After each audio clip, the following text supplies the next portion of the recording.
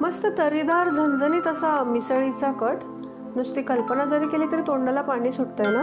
आणि अशाच प्रकारची चविष्ट मिसळ आपण बाहेर नक्कीच खाल्ली असणार आहे. पण हीच बाहेरची मिसळ घरच्या घरी आज आपण बनवणार आहोत, तेही कुठलेही रेडीमेड मसाले न वापरता घरच्या घरीच मसाला बनवून. नमस्कार, मी सरोज. मराठी फूड कल्चरमध्ये आपल्या सर्वांचे खूप खूप स्वागत आहे. तर मिसळ बनवण्यासाठी इथे मी 1 पाव मोड आलेली मटकी 3 पाण्याने स्वच्छ धुवून घेतलेली आहे. तर मिसळ रसा किंवा मिसळ बनवण्यासाठी तुम्ही मिक्स स्प्राउट्स देखील घेऊ शकता. तर आधी आपल्याला ह्या मटकीला थोडीशी शिजवून घ्यायची. त्यासाठी कुकरमध्ये तेल टाकून घेऊ 1/2 टेबलस्पून. तेल गरम झाल्यावर धने जिरे पावडर घेणार आहे मी 1 टेबलस्पून. लगेच हळद घेते 1/2 टीस्पून. आता यावरच आपल्याला ही मोड आलेली मटकी ॲड करून घ्यायची आहे. मिक्स करत परतवून घ्यायचं आहे मटकीला. आणि मटकी व्यवस्थित परतवून झाल्यानंतर आपल्याला मटकी शिजण्यापुरतं म्हणजे 1 ग्लास गरम पाणी मी ते टाकून घेणार आहे. त्यानंतर मीठ ॲड करायचं आहे चवीनुसार. आता काय करायचं, एक उकळी आली की आपल्याला जास्त नाही, फक्त एक 10 मिनिट मीडियम फ्लेमवर ही मटकी आपल्याला शिजवून घ्यायची आहे. तोपर्यंत आपण इकडे मिसळ मसाला बनवून घेणार आहोत. तर मिसळ मसाला बनवण्यासाठी मी इथे तवा ठेवलेला आहे. थोडंसं तेल टाकून घेऊ आणि तेल गरम झालं की लगेच आपण इथे खोबरं भाजून घेणार आहोत. अर्धी वाटी खोबरं मी इथे घेतलेलं आहे. खोबरं इथे आपल्याला मंद आचेवर थोडंसं खरपूस भाजून घ्यायचं आहे. आणि खोबरं भाजून झाल्यावर इथे मी लसणाच्या पाकळ्या घेणार आहे 10 ते 12. त्यानंतर अर्धा इंच अद्रकचे तुकडे आणि हे सुद्धा आपल्याला 1 मिनिट भाजून घ्यायचं आहे. त्यानंतर 3 लाल मिरच्या मी इथे खोबरं आणि लसणासोबत भाजून घेणार आहे. मंद आचेवर आपल्याला हे परतवून घ्यायचं आहे. मी आधीच आपल्या चॅनलवर कोल्हापुरी मिसळची रेसिपी शेअर केलेली आहे आणि आज आपण पुणेरी मिसळची रेसिपी बघतोय. तर नेमकं दोघांमध्ये डिफरन्स काय असेल ते मी पुढे सांगणार आहे.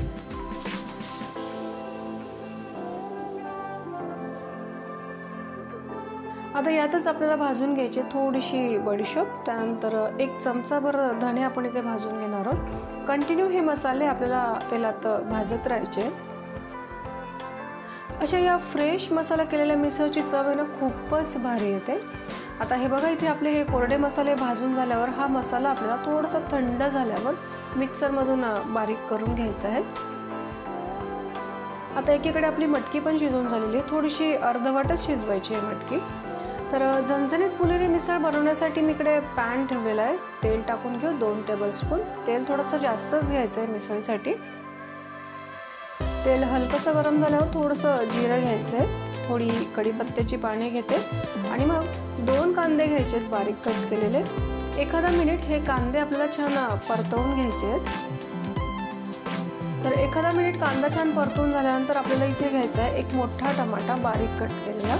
मग कांदा आणि टोमॅटो छान मऊसर शिजावा किंवा लवकर शिजावा म्हणून मी इथे मीठ ॲड करून घेणार आहे. मिक्स करत परतवून घ्यायचं आहे. पुन्हा कांदा आणि टमाटा छान मऊसर शिजल्यानंतर इथे आपण ॲड करणार आहोत थोडेसे कोरडे मसाले. त्यात लाल तिखट घेणार आहे मी 1 टेबलस्पून. 1/2 टेबलस्पून धने जिरे पावडर.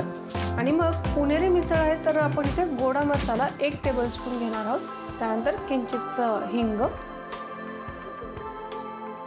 आता पुणेरी मिसळ आणि कोल्हापुरी मिसळमधला डिफरन्स काय असतो तर तो म्हणजे स्पाइस लेवल.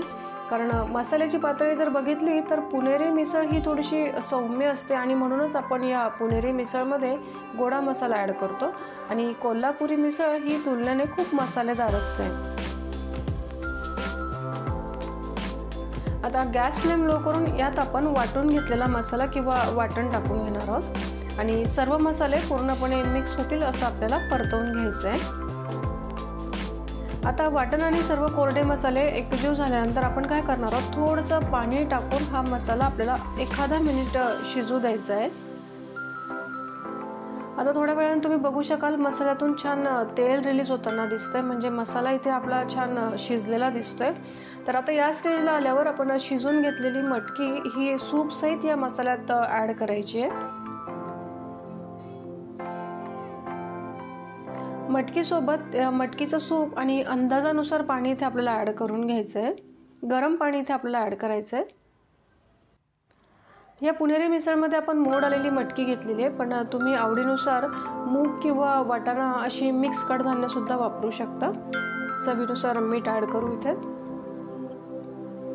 एक लक्षात ठेवायचं, आपण मटकी शिजवताना पण मीठ ॲड केलं होतं, म्हणून तसं अंदाजानुसार इथे मीठ ॲड करायचं आहे। आता मीठ मिक्स करून झाल्यानंतर एक 5 ते 7 मिनिट लो फ्लेमवर आपल्याला ही भाजी उकळून द्यायची आहे।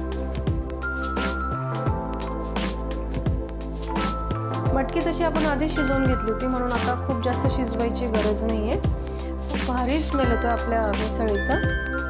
आता मस्त फ्रेश हिरवीगार कोथिंबीर टाकून घेऊयात आपल्या मिसळीत।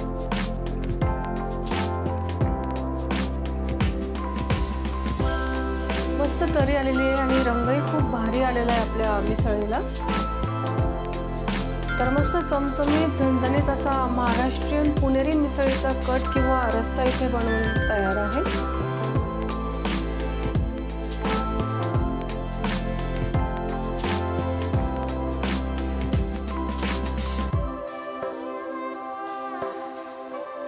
जर तुम्हाला ही रेसिपी आवडली असेल तर लाईक करा, शेअर करा, सबस्क्राईब करा आणि बेल नोटिफिकेशनवर क्लिक करा, म्हणजे तुम्हाला माझ्या प्रत्येक नवीन रेसिपींची नोटिफिकेशन सर्वात अगोदर मिळतील।